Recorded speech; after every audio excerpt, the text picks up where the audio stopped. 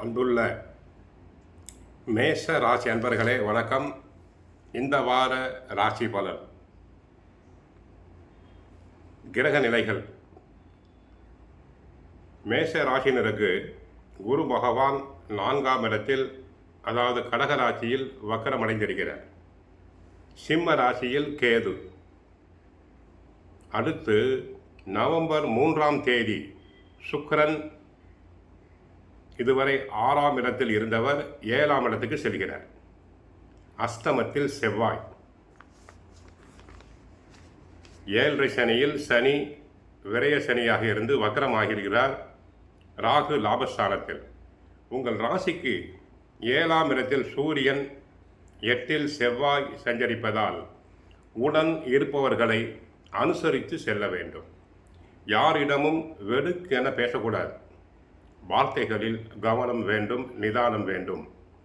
குரு 4இல் அதிசாரமாக சஞ்சரிப்பதால் பண வரவில் ஏற்றம் இறக்கம் உண்டு. திட்டமிட்டு செலவு செய்யுங்கள்.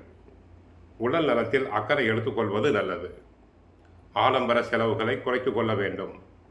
வண்டி வாகனங்களில் செல்லும் போது சற்று பொறுமையாக செல்லுங்கள். அதிக வேகம் வேண்டாம்.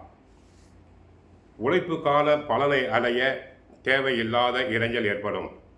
சுக்கிரன் 7இல் இருப்பதால் பெண்கள் வகையில் ஒரு சில ஆதாயங்கள் அடையக்கூடிய வாய்ப்பு உண்டு. ஒரு சில நேரங்களில் உணர்ச்சி வசப்படாமல் நிதானத்தோடு செயல்பட வேண்டும். பொறுமை வேண்டும், சகிப்புத்தன்மை வேண்டும். வேலை பளு அதிகமாக இருக்கும். வேலைக்கு செல்பவர்களுக்கு உங்களுக்கு ஒதுக்கப்பட்ட வேலையில் மட்டும் கவனம் செலுத்துங்கள். மாணவியர்களுக்கு படிப்பில் நல்ல கவனம் செலுத்தினால் நல்ல மதிப்பெண்களை பெறலாம். கெட்ட சகவாசம் கூடாது. இதுவரை ராசிக்கு 6இல் இருந்த சுக்கிரன் 7ஆம் இடத்துக்கு ஆட்சி பெறுகிறார்.